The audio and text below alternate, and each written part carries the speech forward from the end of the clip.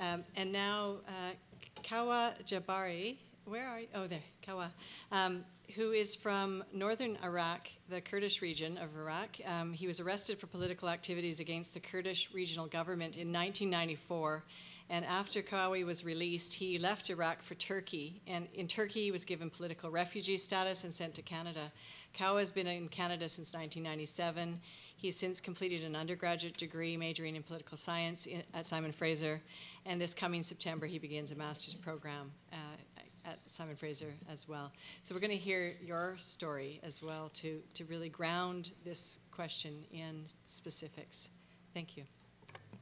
Thanks, Joanne. First of all, I would like to thank Dr. James to make my job much easier, because I'm going to talk about conflict, since Iraq has been in conflict since ever. So I don't know when this conflict is going to end. Thanks, Dr. James. I came to Canada in '97. The first thing I thought about was how to learn English. And I started from ESL in VCC, Vancouver Community College. And since then, somehow I was trying to get involved in some political activities in Vancouver. I wasn't very successful. So the first trip I made back to Iraq, I was very nervous whether I was getting arrested again or not. But I was lucky. The region I was going to wasn't under the PUK, the political party which put me in prison in 1994. Because civil war broke between PDK and PUK in 1994. So before the civil war, I was arrested. And when I left Iraq, like during the civil war, I was arrested and I was left. And that region, which was under the PUK's control, was taken control by PDK, Political Democratic Kurdistan Party, something like that. Anyways, until 2000, I made one trip, and after that, as you all know, the invasion of Iraq happened in 2003. Before the invasion, I was one of those people on the streets of Vancouver who against the war, who cried for no war on Iraq, but unfortunately we weren't successful and the war took place and many, many lives were lost for, I don't know, what should I say for that, but it was really a wrong decision, and that invasion didn't serve the humanity the way they expected. In 2003, when the invasion just happened after 4 months, I made a trip back to Iraq. I went to Baghdad, I went to Mosul, I went to Nasiriyah, I went to Kirkuk city where I was born, I went to the Kurdish cities. The first thing I did was arranging some meeting in hoping that we could build a civil movement on the ground to end up all those violent activities and to just deliver a message out there to the public that whatever you could do through nonviolent actions. Again, I wasn't successful, unfortunately, because insurgency, Islamic militant groups, the United States, all these powers were involved in producing those conflicts. And as you probably know better than me, many, many people lost their lives, like civilians, children, women. It's very emotional when I talk about this.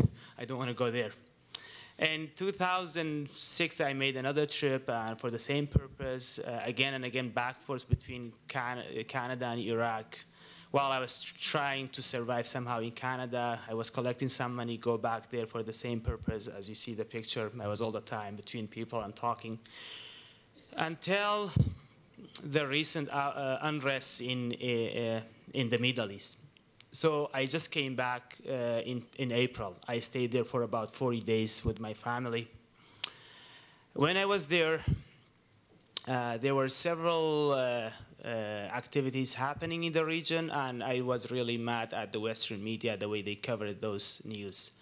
For example, Saudi Arabia's army invaded Bahrain and crashed down that uprising, and no media covered that the way they did it, like in terms of Egypt and Libya, Tunisia.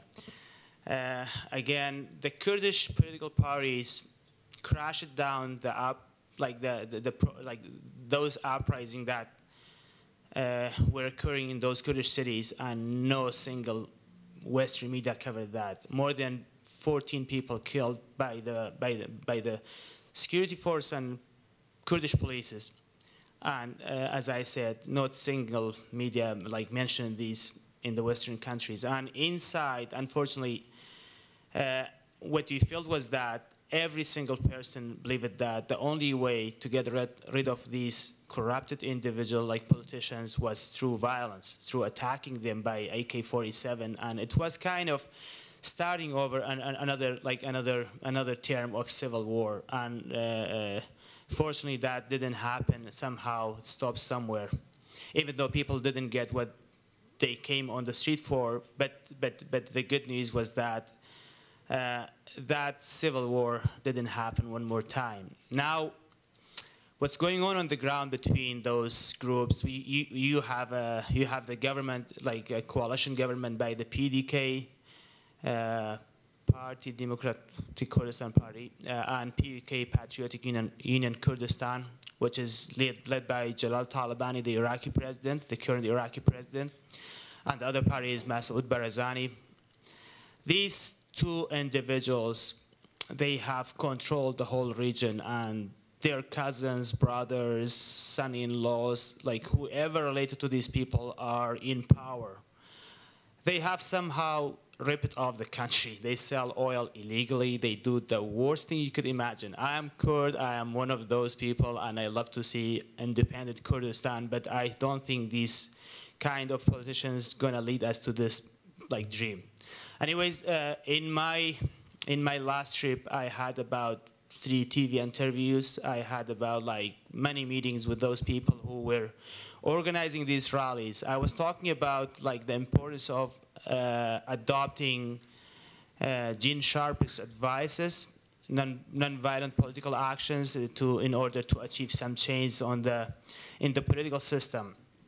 So what I noticed, what I can say about that region is that the problem is not lying only in the politicians. The whole culture of that region is influenced by violence. So whatever comes to their mind, the only thing they think they can achieve it is through violence. Like people were talking about like wiping out like the offices and the bases of these people, killing them whatsoever. So that was the main notion on the ground. And a few people like me who were diasporas in different countries, we were talking about like tolerance. We were talking about building a democratic culture, believing in tolerance, believing in like building a democratic culture below and up, not up down. So that's what I experienced, and as I said, unfortunately, like the demonstrators went home. Actually, they were forced to go home by forces, by special forces. Like many of them were arrested, and now like still, like activists are followed by special polices. They are beaten. They are put in jail. They are forced to sign contracts to not mobilize any more rallies against the Kurdish government. This is just a brief summary about what has happened in the last 6-7 months in that region. I'm not talking about Nasiriyah or other cities in Iraq, because when you talk about those things, it's heartbreaking, and Iraq is like almost totally destroyed, and you don't see that Iraq which you saw in 80s probably in 30 years from now. It's all about like how to take that oil and sell it in the black market, or just ship it somewhere nobody knows where that oil goes. And if I give you like a short